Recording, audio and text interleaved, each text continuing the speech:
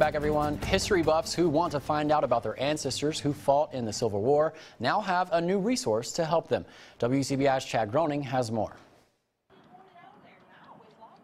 Mississippi's final Stanton Interpretive Center opened in 1998 and highlights the Atlantic Campaign in June and July of 1864, and specifically the battles of Bryce's Crossroads and Tupelo-Harrisburg.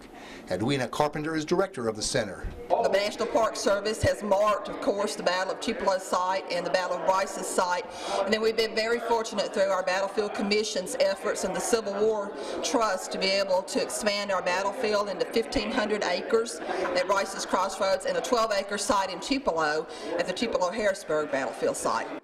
And this weekend, the final Stanton Interpretive Center unveiled its newest exhibit, They Served Here. It is about the soldiers that fought here, its individual accounts, a database that includes their name, ranks, where they were from, what regiment they were in, and their outcome at the battles of Bryce's Crossroads and Tupelo-Harrisburg.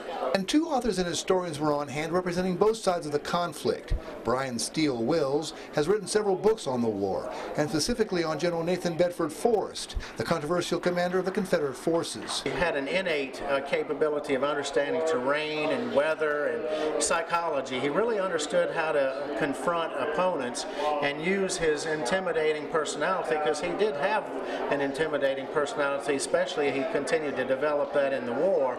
And a lot of the pre-war, wartime, and post-war things get kind of narrowed down to very specific things. The fact that he was involved in the slave trade before, the fact of Fort Pillow and what happened there, and then the Klan after.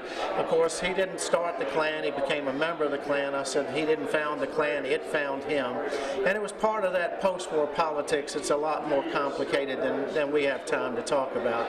That's really Forrest. He's a very complex and complicated individual. While Wills lives in Georgia, author and historian Stan Buckles hails from Springfield, Illinois. I think even in the Civil War, a lot of the Illinois soldiers appreciated his talent. In fact, locally in central Illinois, he was known as a land pirate because he was constantly attacking Illinois troops that were protecting the railroads around Jackson, Tennessee, and the Memphis area.